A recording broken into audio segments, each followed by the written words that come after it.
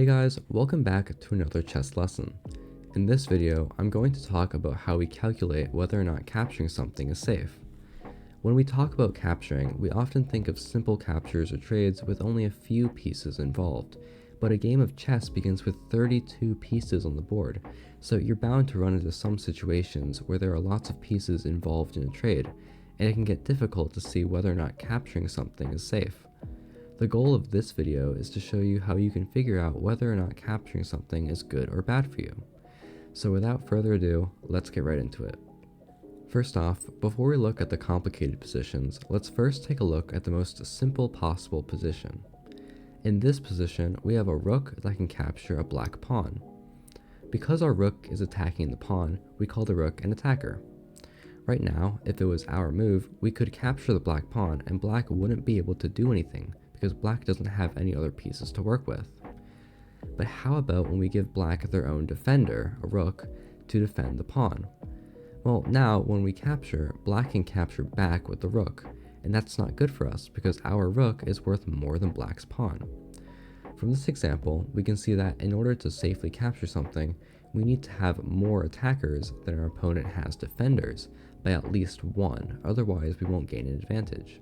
Now that we've seen a position with one attacker and one defender, let's add some pieces to the board. In this position, black's e5 pawn is getting attacked by 3 attackers, the knight, bishop, and rook, and defended by 3 defenders, black's knight, rook, and bishop. Let's apply the rule from earlier here.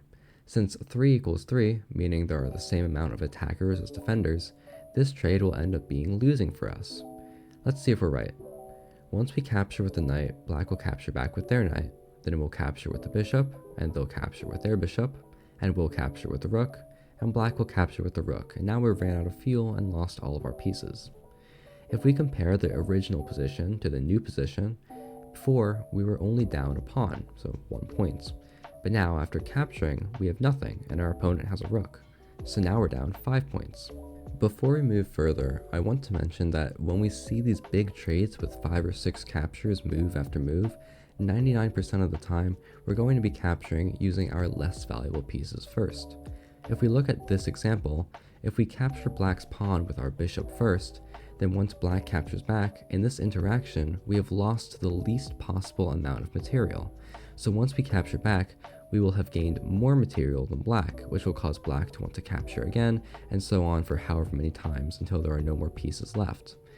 But if we let it with our queen, then once black captures and we capture back, we're still down so much material, black has no reason to keep capturing and continuing the trades, so they'll just stop capturing and we'll be in a losing position. Alright, now let's do some puzzles. You know the drill, you'll get a little bit of time to figure out if capturing is good or bad in the position, then I'll reveal the answer. I'm not going to tell you what's being captured though, so you'll have to figure that out as well.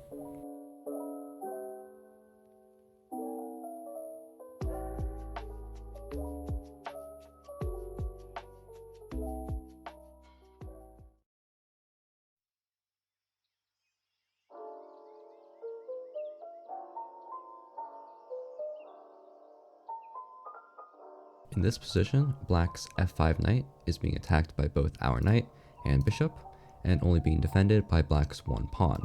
So this should be a good trade for us. So if we check, after knight takes, pawn takes, bishop takes, we gain material, so this was a good trade for us.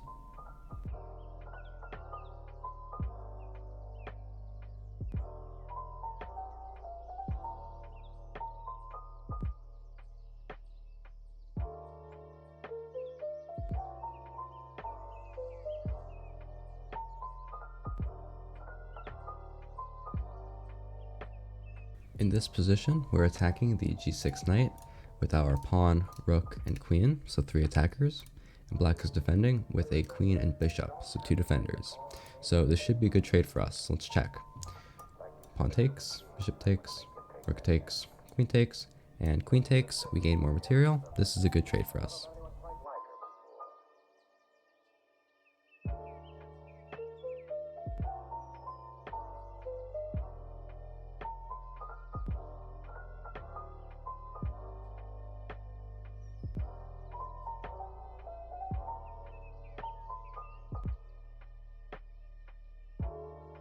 In this position, black's d-pawn is being attacked by our e-pawn, king, knights, and rook, so 4 attackers, and is being defended by black's c-pawn, bishop, and rook, so 3 defenders.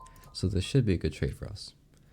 If we go ahead and check, we have pawn captures, knight captures, bishop captures, rook captures, and king captures, and we gained more material, so this was a good trade.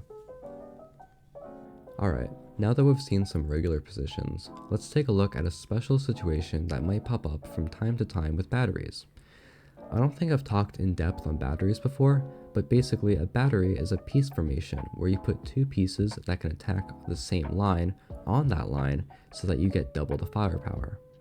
You'll see this most of the time with rooks and queens, but bishops and queens can also make batteries, and sometimes bishops or queens can make short-range batteries with pawns. Regardless of what the battery looks like, when we have a battery, like in this position, you need to make sure to count both of the pieces in the battery. For example, in this position, only 2 of our pieces are actually attacking the black pawn, but once we start to capture, because of the battery, the queen is actually going to become an attacker during the exchange, and we'll end up with 3 attackers to our opponent's 2. Let's take a look at a few more puzzles, this time involving batteries.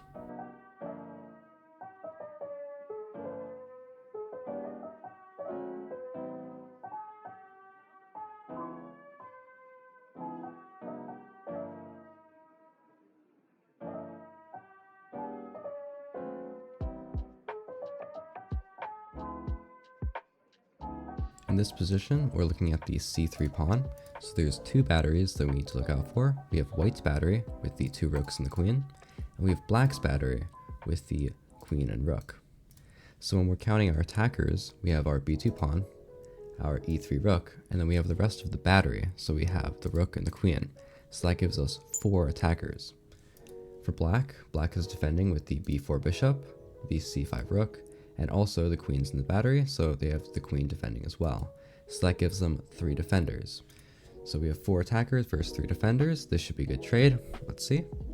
We have pawn captures, bishop captures, rook captures, rook captures, rook captures, queen captures, and queen captures. We gained more material, so this was a good trade.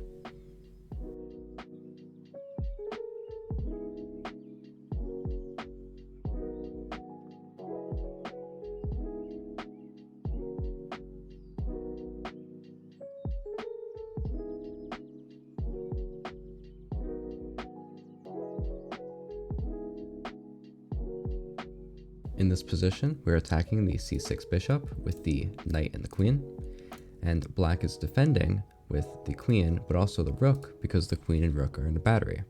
So we have 2 attackers versus 2 defenders, which means we're not going to gain material advantage out of this trade.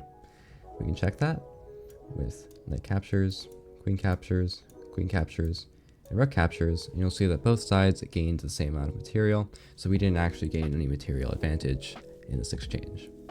Now, before we end the video, the idea of wanting to have more attackers than defenders doesn't apply in a few cases. The first case is if the piece you are capturing and the piece you are using to capture have the same point value, and you don't care about gaining advantage. In this position, white has a bishop attacking the black bishop, which is defended by the black knight. If white captures and is captured back, no advantage is actually lost, because the pieces were of the same value, but no advantage is actually gained either. If we want to gain advantage, which we should because that's what lets us win games, we would have to have more attackers. But if we just want to trade pieces and get some of the clutter off the board, having an equal number of attackers and defenders works fine. Moving on to the second case, which is pretty obvious.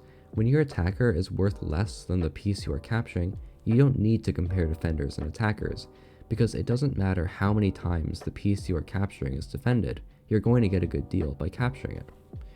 For example, in this position, the black queen is defended 3 times by 3 different pieces, but we don't have to worry about only having 1 attacker with our bishop, because if we capture the queen and get captured back, we will have gained material. And in this case, even though we don't have anything left to capture back with, the queen is worth so much more material than the bishop that it doesn't matter. The final case where this concept doesn't matter might be a little bit more complicated to spot sometimes, but when you have fewer attackers than your opponent has defenders, but your attackers are worth less than their defenders, it may be okay to go through with the capture anyways. Let's see what I mean. In this position, we are attacking Black's bishop with 2 attackers, the knight and pawn, while Black has 3 defenders, the d-rook, h-rook, and queen.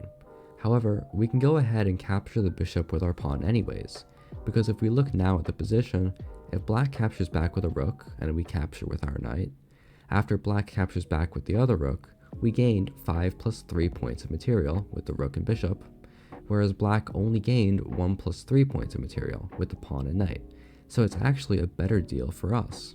Alright, that's going to be it for today's video. Remember that the best way to learn concepts in chess is to apply them to your games as soon as possible. So when you play your games, look for different situations where there are a lot of pieces attacking a certain square and a lot of pieces defending, and hopefully after today, you'll be able to see whether or not capturing would be a smart or a bad move. Anyhow, that's all I have time for today, and I'll see you in the next video.